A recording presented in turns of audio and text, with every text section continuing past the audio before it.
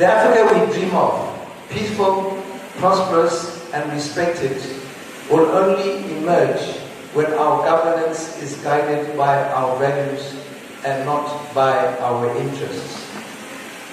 Turning to recent examples, it is totally unacceptable. It is totally unacceptable when an African leader, in order to stay in power, will resort to killing his or her own people. In order to stay in power, will rig an election, as if they are God's gift to their country. When you have a country with millions of people, for any leader to think they are the only ones who can be presidents is pathetic. And therefore, and my apology to those who may come from Tanzania, but I'm mentioning this because they are your neighbor, that the recent election and what transpired, the killings around that election, I for one do not recognize the person who was inaugurated as the president of Tanzania.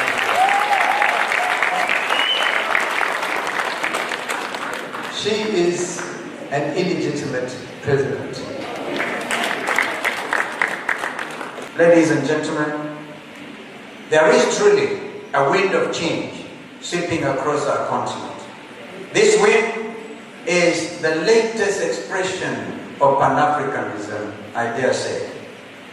The wave of Gen Z-led protests across Africa against bad governance, against corruption, impunity, lack of transparency, electoral fraud, and rising living costs is a powerful testament to a new generation rising. These peaceful demonstrations are not acts of recklessness. They are acts of hope and determination aimed at restoring the dignity of their generation and ours, just as their forefathers restored Africa's dignity through the struggle against colonialism and oppression. Right, welcome back again. Thanks for coming. Thanks for always being here. Now, this is what I've been talking about. President SAMIA Suluhu Hassan is going to lose the people close to her. And you know, if people that are close to you if they lose faith in you, if the faith they had in you, or maybe if they begin telling you what you're doing is not right, you need to now begin thinking twice, because now these are people close to you. In case of anything, in case you need help, the people close to you should be the first people to come for your rescue in case you're in trouble or you're in problem, But right now, Tanzania has really made bad news, because President Ndaitwa isn't speaking. She has been her friend. The president of Botswana is not speaking because he's a friend to Ndaitwa, and Ndaitwa is and Bob Maboko also is a friend to many other great presidents who are doing better, like Traore and many others. The president of South Africa just condemned, what happened in Tanzania, and he said that he is not supporting it, And right now we are having the president, another member of SADC. He has been a member of SADC, the former president of Botswana, Ian, saying that what happened in Tanzania, he can't approve it. He really disqualified that, and he feels like it was not, and it's very much unacceptable. Remember, this is a member of SADC. Despite being the former president, he is also a member of SADC, and he has a voice. So when he speaks, people will listen.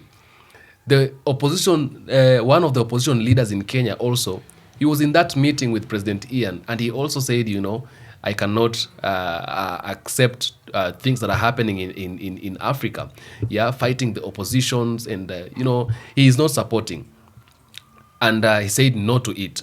So people who are not talking and those who are feeling like it's okay, like some other leaders, them, they're just trying to define their way and try to tell you in a lower voice who they really are. A certain silence speaks loud. And so this is what I was saying. People will come out and condemn it. those people who don't like what is happening. And I'm beginning to think maybe Botswana is a country that have had good presidents. I don't know. I'm just saying because I feel like recently I've been falling in love with Dumaboko because of what he's doing in Botswana, and having another president in Botswana who is almost doing what Dumaboko does. It is very good. It's very amazing. It's very wonderful. Okay, now. Samia Suluhu Hassan needs to be very careful, and she needs to think twice before she makes any decision or before she decides on anything, because number one, her future is going to be very difficult. Her future isn't going to be better because for the first time I've seen many presidents condemning and many leaders condemning what happened. You know, it is the first time I'm seeing even the organizations coming out and saying that, you know, whatever happened wasn't right.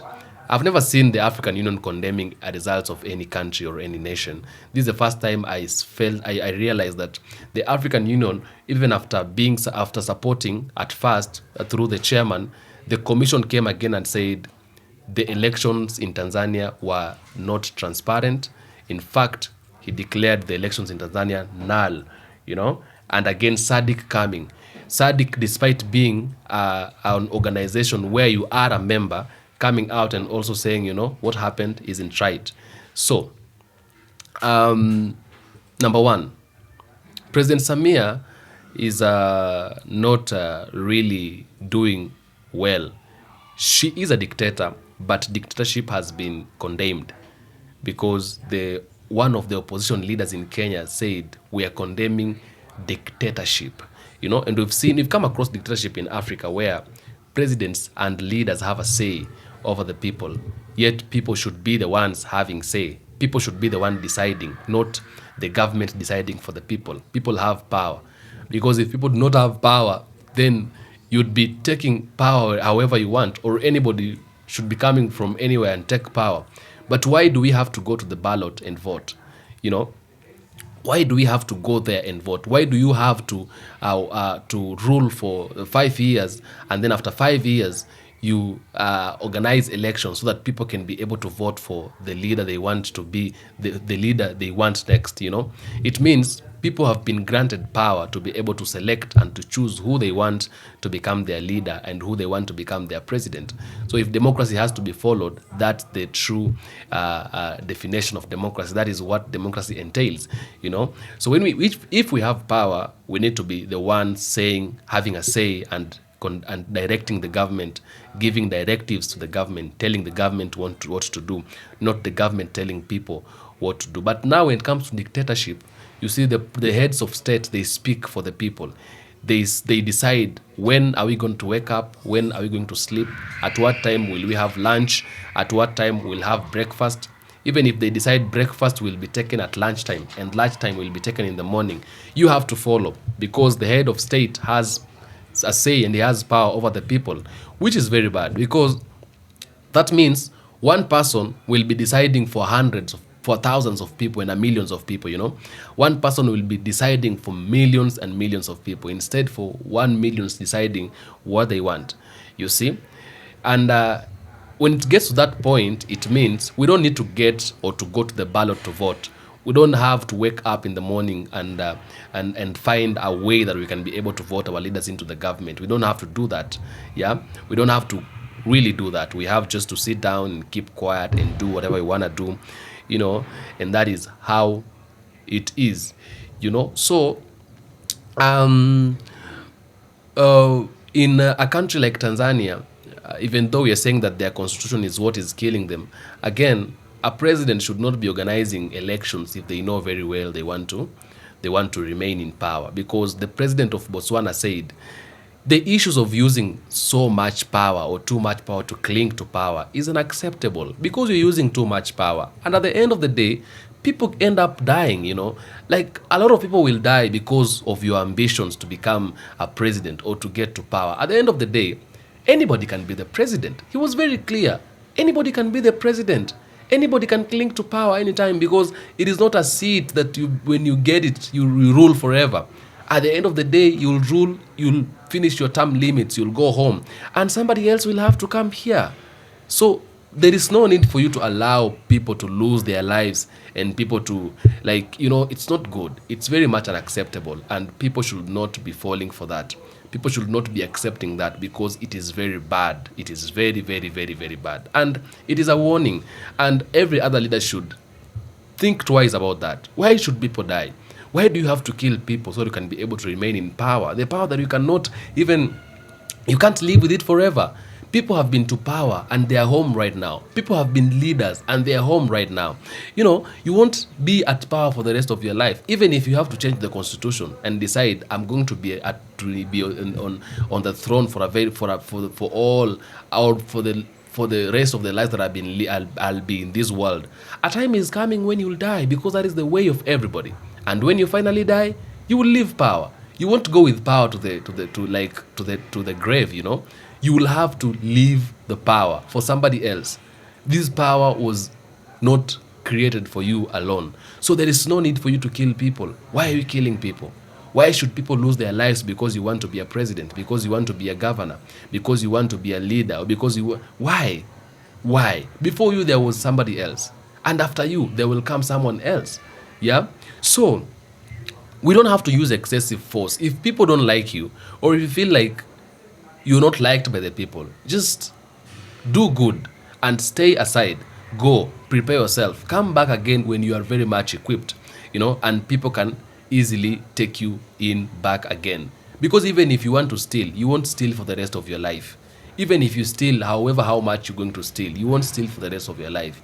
You find out somebody's in power, you are 80 years old, you're still stealing. You still want to keep on grabbing things for yourself. Look at the president of Cameroon. The president is 90 years old and he's still in power. He still wants to be the president. Like, this man is too old. There are other many youths out there. They have ambitions of becoming leaders. Are they being given opportunity? They're not being given opportunity to become leaders. And so leaders in Africa, we should think about this so much. We should think about it. We should think about the lives of the people. If you kill everybody, who are you going to lead? If you allow everybody to die, to whom are you going to be? You're going to president who? Yeah? Because presidency needs people, because you're leading people. Yeah? Somebody was telling people that if you see people demonstrating, if people come on the street, shoot them on the leg. I was like shoot them at the leg. I was like, this man is out of his mind. Like, we have leaders who are very much, like, they're just foolish leaders who don't think twice. They don't know what they're saying. You are a leader, you're giving the police authority to shoot the citizens on the leg in case they decide they demonstrate. Like, seriously, are you denying people their democratic right? You're calling yourself a democratic government? Yeah, you can't be a democratic government when you're preventing people to enter the parliament. You're preventing people to picket, to demonstrate. You see, it is their right, but you're denying them their right. You're calling yourself a democratic government. You see, these old Democrats are just foolish people. That's what I can say. And therefore, you cannot have that courage of standing out and telling people you're a Democrat if you don't know what you're doing, or if this is what you can be able to do. So what we need to do, and what we should do right now, is to be very, very, very, very vigilant. And we know who to choose, who not to choose. Look at how Tanzanians have been killed. Look at how graves are everywhere in Tanzania, just because of a leader who is anger for power. She has anger for power. She's greedy. She is corrupt. She just wants to continue stealing, Like, even if you steal, you won't steal for the rest of your life. And money is not enough. Even if you steal for 100 years, you still need money, So I think it is very wrong. I support the former president of Botswana. I also support the opposition leader of Kenya, Kalonzo Musyoka, and many others who are condemning this win. I'm also on the side of the people who are condemning this win, because you can't kill people. It is very much unnecessary. It is not decent to be killing people because you want to become or to rise in power. Very much bad, and I don't support it. Yeah. So let her be able to now face the repercussions now, because she knew what she was doing, and nobody wants to be part of what she did. So tell me what you think in the comment section. At the end of the day, that is my opinion. I'll do my best to make sure I read all the comments and give a response where possible. If you're watching me for the first time, kindly don't forget to subscribe. For the returning subscribers, I really appreciate you so very much. Thanks for being here, and thanks for always coming. Until next episode, peace be with you.